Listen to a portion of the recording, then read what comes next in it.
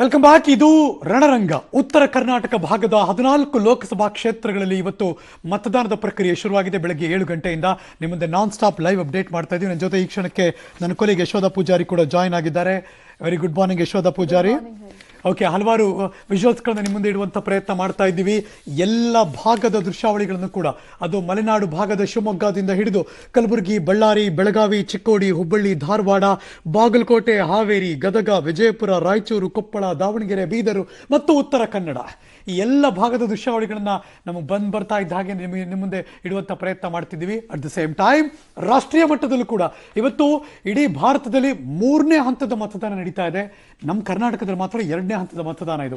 So ಹಾಗಾಗಿ ಬಹಳ ಗಮನ ಸೆಳೆದಿರೋದು ರಾಷ್ಟ್ರ ಮಟ್ಟದಲ್ಲಿ ರಾಹುಲ್ ಗಾಂಧಿ ಕಂಟೆಸ್ಟ್ ಮಾಡ್ತಿರುವಂತಹ ಕೇರಳದ ವಯನಾಡ್ ಮತ್ತು ಅಮಿತ್ ಶಾ ಕಂಟೆಸ್ಟ್ ಮಾಡ್ತಿರುವಂತಹ ಗುಜರಾತ್ನ ಗಾಂಧಿನಗರ ಲೋಕಸಭಾ ಕ್ಷೇತ್ರ. ಬಹಳ ವಿಶೇಷ ಅಂದರೆ ಆ ಲೋಕಸಭಾ ಕ್ಷೇತ್ರದ ವ್ಯಾಪ್ತಿಗೆ ಬರುವಂತಹ ಮಾನ್ಯ ಪ್ರಧಾನಮಂತ್ರಿ ನರೇಂದ್ರ ಮೋದಿಯವರ ಓಟಲ್ಲಿದೆ. ಸೊ ಹಂಗಾಗಿ ಅವ್ರು ಓಟ್ ಹಾಕೋಕೆ ಬರುವಂಥ ದೃಶ್ಯ ಬಹಳ ಗಮನ ಸೆಳೆದಿದೆ. ಮಾಧ್ಯಮದವ್ರಿಗೆ ಒಂದು 10 ಸೆಕೆಂಡ್ 20 ಸೆಕೆಂಡ್ ನಡೆದುಕೊಂಡು ಬಂದು ಆರಾಮಾಗಿ ಅವರೇ ಮಾತಾಡಿದ್ರು.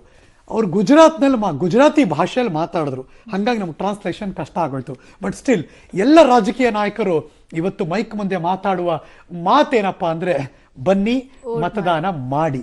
ಮತದಾನ ಬಹಳ ಪ್ರಾಮುಖ್ಯ. ಇವತ್ತು ಮತದಾನವನ್ನು ಯಾರೂ ಮಿಸ್ ಮಾಡಬೇಡಿ. ಯಾವುದೋ ಒಂದು ಬದಲಾವಣೆಗೆ ನಮಗಿರುವಂಥ ಹಕ್ಕು, ಇದೇ ಒಂದು ದೊಡ್ಡ ಆಯುಧ. ಇದನ್ನು ಚಲಾವಣೆ ಮಾಡಿ. ನಿಮಗೆ ಯಾರು ನಾಯಕರು ಬೇಕು, ಅಭಿವೃದ್ಧಿ ಪರವಾಗಿಯೋ ಅಥವಾ ಇನ್ಯಾರ ನಾಯಕರನ್ನು ಆಯ್ಕೆ ಮಾಡಿ. ಮತದಾನವನ್ನು ಮಾತ್ರ ಮಿಸ್ ಮಾಡ್ಕೋಬೇಡಿ. ಈ ಸ್ಟ್ಯಾಂಡರ್ಡ್ ಡೈಲಾಗ್ಗಳಿಗೆ ಒಂದಷ್ಟು ಉಪಮೇಯಗಳನ್ನು ಹಾಕಿ ಎಲ್ಲ ನಾಯಕರು ಮಾಡ್ತಾರೆ.